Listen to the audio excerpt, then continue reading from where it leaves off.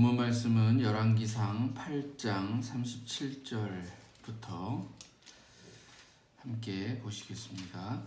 열왕기상 8장 37절에서 40절까지 만일 이 땅에 기근이나 전염병이 있거나 곡식이 시들거나 깐부기가 나거나 메뚜기나 황충이 나거나 적국이 와서 성읍을 에워싸거나 무슨 재앙이나 무슨 질병이 있든지 막론하고 한 사람이나 혹 주의 온 백성 이스라엘이 다 각각 자기의 마음에 재앙을 깨닫고 이 성전을 향하여 손을 펴고 무슨 기도나 무슨 간구를 하거든 주는 계신 곳 하늘에서 들으시고 사하시며 각 사람의 마음을 아시오니 그들의 모든 행위대로 행하사 갚으시옵소서.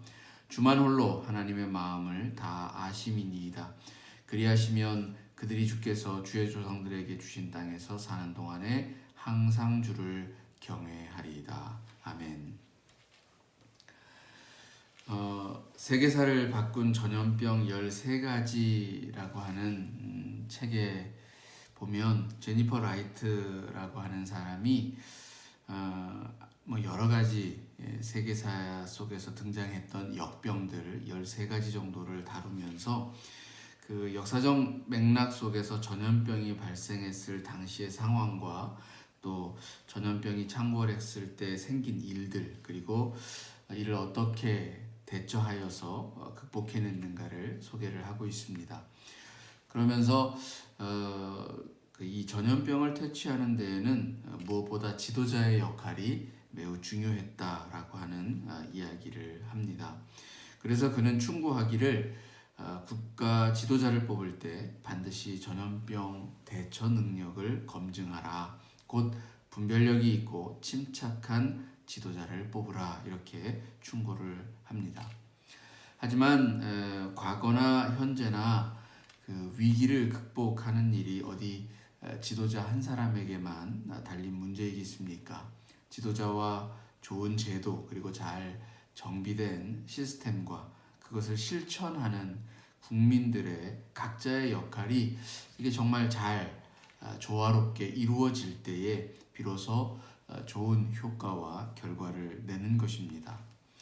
요즘 우리 한국이 다른 나라들에 비해서 코로나 바이러스에 대한 그 대처 능력이 훌륭했다라고 하는 칭찬이 곳곳에서 보도가 되고 있습니다. 시민들의 이동의 자유를 제한하지 않으면서도 세계 여러 나라들보다 희생자를 적게 내고 있다는 점에서 우리 정부나 또 의료진들 그리고 시민의식을 갖춘 국민들의 수고는 마땅히 칭찬받아야 할 줄로 생각이 됩니다. 그러나 아직 그 역병이 다 지나간 것도 아니고 또 치료제나 예방제가 만들어지지도 않았기 때문에 자만해서는 안 되고 또 좀 더 인내해야 할 필요가 있습니다. 이 전염병에 관한 그 역사를 통해 보면 그 역사가 가르쳐주는 한 가지는 이 전염병이 생겨나면 그 확산을 막기 위해서 공통적으로 그 한 가지 일을 행하게 되어지는데 그것이 바로 이 전염의 근원이 되어지는 이 접촉을 줄이는 이 거리두기라고 하는 것입니다. 이번 그 코로나 바이러스 사태를 겪으면서도 같은 그런 우리는 방식을 취하고 있는데요.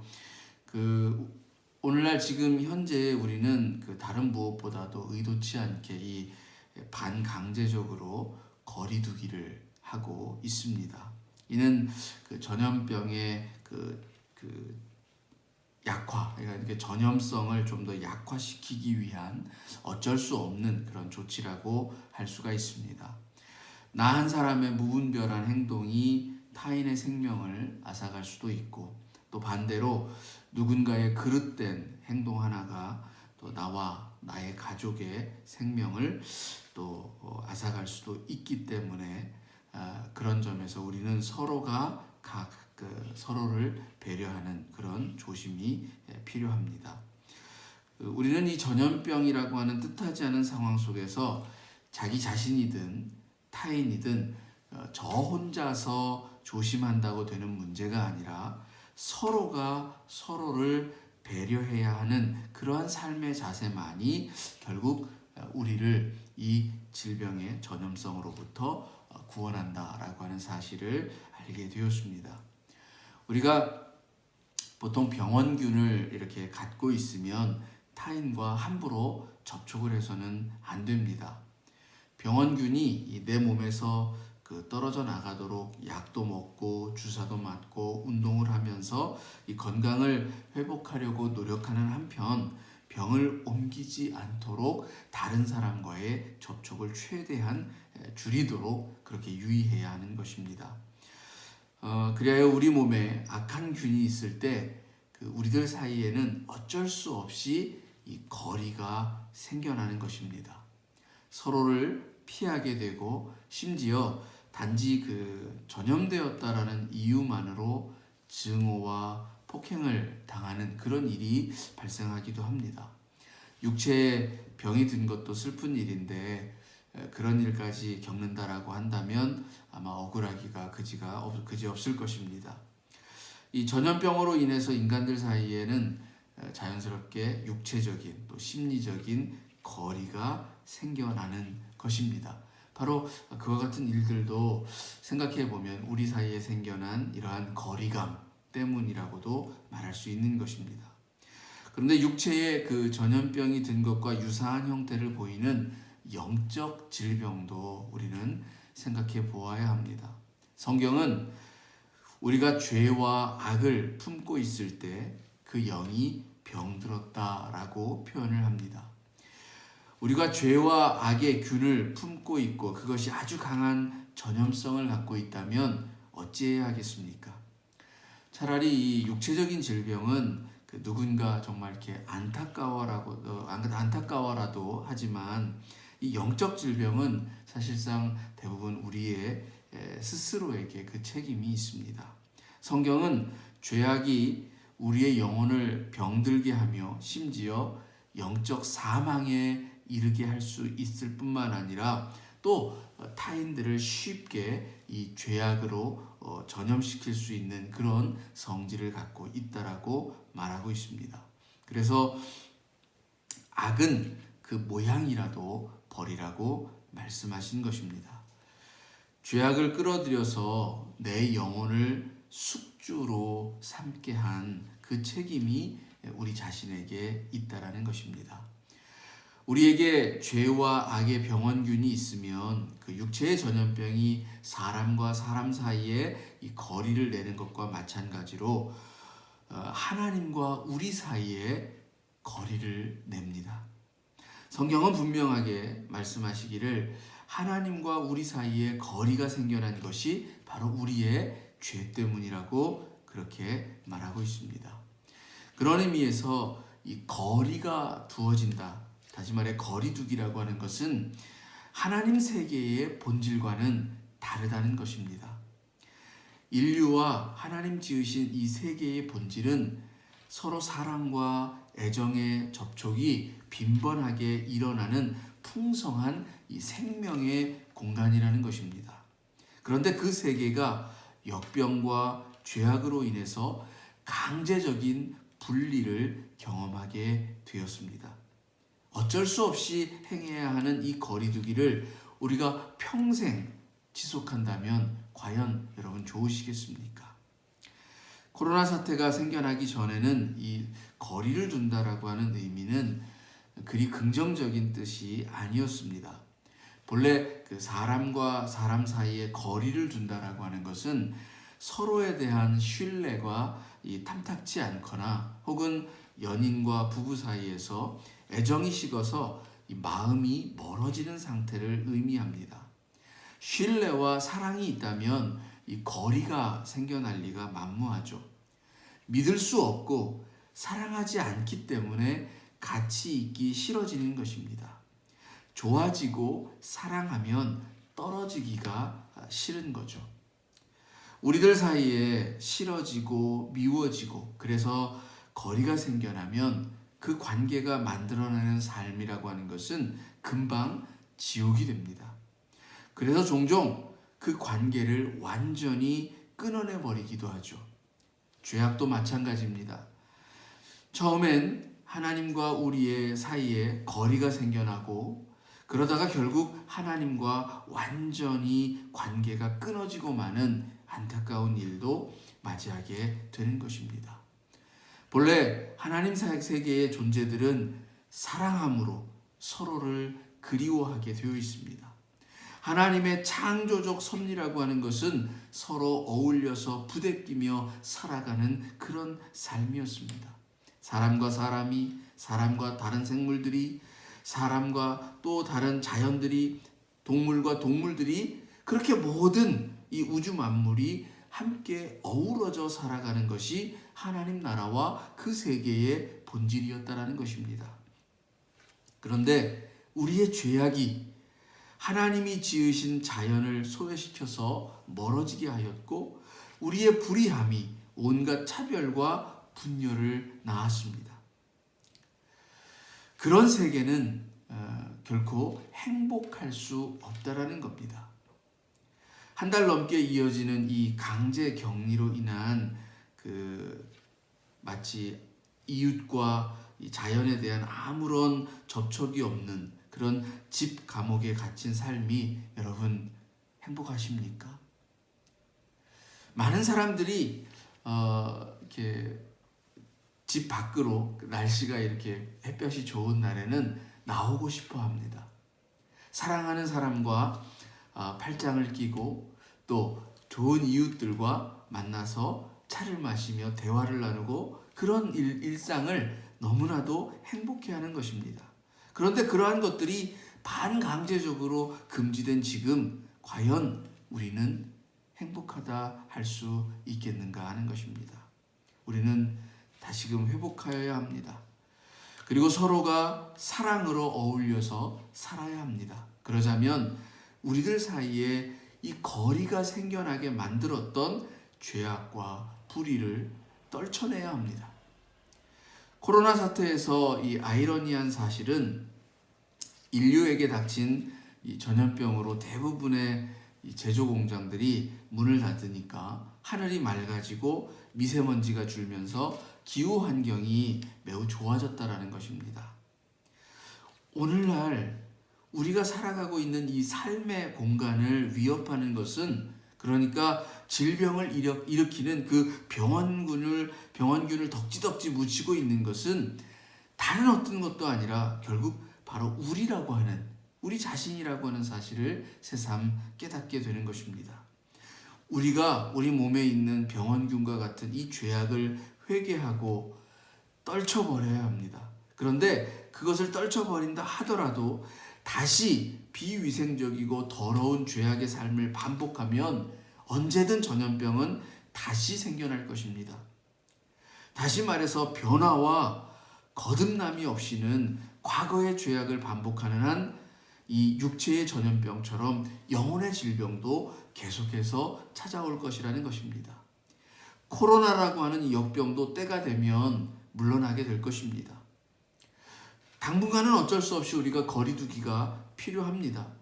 그러나 그렇게 거리두기를 통해서 또 우리가 이 전염병의 역병을 떨쳐내는 여러 가지 노력들을 통해서 결국 물러간다 하더라도 우리의 삶의 자리가 다시 한번 깨끗해지지 않으면 언제든 이 코로나와 같은 질병도 돌아올 수 있다는 것입니다. 때문에 본질적으로 말하면 이 거리두기의 삶이라고 하는 것은 본래의 우리의 삶이 아니었다라는 것입니다. 다시 일상으로 돌아가는 것은 그 거리두기를 멈추는 것입니다. 그러나 일상으로 돌아가더라도 과거와 똑같은 그런 삶을 살아간다면 언제든 우리는 다시 이 거리두기의 삶을 반복하게 될 것입니다. 고난과 시련을 통해서는 배워야 합니다. 또 배우고 깨달은 바는 변화와 개혁을 통해서 바꾸어야 합니다. 고난을 통해서도 아무런 변화를 갖지 못하면 결국 과거로 돌아가서 똑같은 위기를 반복해서 맞이할 뿐이라는 것입니다. 성경을 읽으면서 우리가 이스라엘 백성들에게서 느끼는 답답함이 있죠. 바로 이 고난과 위기의 근원이 무엇이고 또 그것을 통해서 어떤 것을 변화시켜야 할지를 깨닫고 배우고 실천해야 했지만 그들은 위기를 극복하고 나면 금방 다시 그 위기를 맞이했던 그 이전의 삶으로 되돌아가 버렸습니다. 그렇게 해서 계속해서 반복해서 똑같은 고난을 맞이하고 있다라고 하는 그런 모습을 바라보면서 여러분들은 아마 똑같이 저와 똑같은 생각으로 저들은 왜 저렇게 어리석을까 그렇게 생각했을 것입니다. 근데 오늘 그렇게 말하고 있는 우리의 모습은 어떻습니까? 여기 오늘 우리가 읽은 열왕기상 본문에서는 이 땅에 기근이나 전염병이 있거나 곡식이 시들거나 또 깐북이나 메뚜기나 황충이 나거나 또 적국이 침입해 들어와서 성읍을 에워싸거나 무슨 재앙이나 무슨 질병이 있든지 다 성전을 향하여서 손을 펴고 하나님께 기도하라 이렇게 말하고 있습니다. 사실 우리는 위기가 닥칠 때 우리 앞에 크다란 위기가 닥칠 때 하나님을 찾습니다. 중요하죠. 우리의 구원이 하나님께 있기 때문입니다. 이스라엘 백성들에게도 위기가 있을 때마다 하나님을 찾고 구하는 모습이 있었습니다. 그렇게 해서 구원을 받았습니다. 그러나 그때뿐이었다라는 거죠. 하나님에게 구원이 있다라고 하는 사실을 알고 깨달았다라고 한다면 그리고 어떠한 삶이 진정으로 우리를 살아가게 하는 그런 삶이 되는지를 알았다라고 한다면 우리는 하나님과 더불어서 살아야 마땅하고 하나님이 가르쳐 주신 그 길 안에서 살아야 하는 것이 마땅합니다. 그런데 사는 동안에 항상 주를 경외하리다라고 하는 이 고백이 그냥 일순간의 고백으로 그쳐져 버리고 만다라고 하는 것입니다. 사사기나 열왕기상하나 역대상하나 성경을 읽다 보면 이스라엘 백성들이 끊임없이 과거로 돌아가는 모습 얼마나 답답하셨습니까? 오늘 우리도 이 코로나 사태를 지나가면서 다시 한번 우리들을 돌아볼 필요가 있습니다. 우리는 멸망을 자초하는 그 삶을 반복해서는 안 됩니다. 답답하고 어리석은 그 삶을 계속해서 또다시 반복해서는 안 되는 것입니다. 예수님을 붙잡아서 모진 고문을 하고 십자가에 매단 사람들이 다른 사람들이 아니었습니다. 불과 며칠 전에 자기 옷을 펼쳐서 땅에 깔고 종려나무 가지를 흔들면서 환호 속에서 예수님을 맞이했던 사람들이었습니다. 온전히 깨닫고 거듭나지 않으면 우리도 그와 같은 어리석은 일을 또 하게 될 것이라는 겁니다. 예수님을 십자가에 못 박는 그런 어리석은 일을 다시 하지 않겠다라고 고백하고는 있지만 실상 우리들의 모습은 전혀 그 반대로 오늘도 여전히 주님을 십자가에 매달고 있는지도 모릅니다. 종려주일입니다. 주님을 우리의 구원자로 환영하며 모셔드리고 그 앞에 엎드려 절하였던 우리의 모습이 진정으로 계속해서 그분을 우리의 참된 구세주로 모시는 삶으로 온전히 이어져서 다시는 십자가에 주님을 못 박는 일이 없으면 하는 그런 바람이 저희들 가운데 드는 것입니다.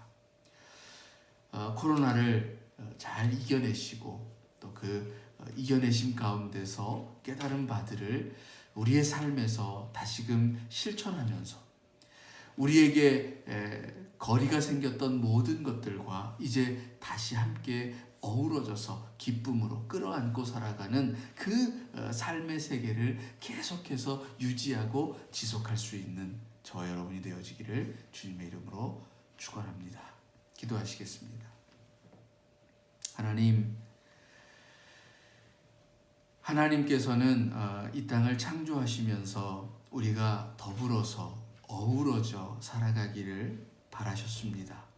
그래서 모든 생물들이 하나님이 지으신 그 다윗에게로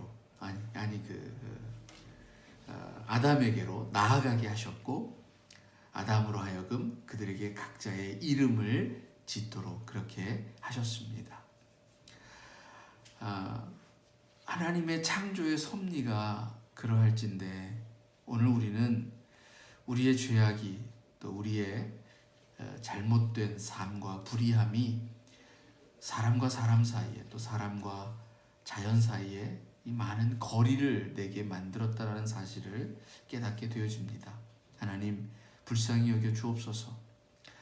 오늘 우리가 다시금 그 소중한, 그토록 소중한 일상의 삶, 어우러져 살아가는 정말 좋은 하나님의 사람들과 자연들과 살갗을 맞대고 살아가는 그 기쁨과 행복을 다시 누리게 될 때에는 그 죄악된 삶으로, 우리의 분리를 내었던 그 분열과 차별의 삶으로 돌아가지 않도록 도와주시옵소서.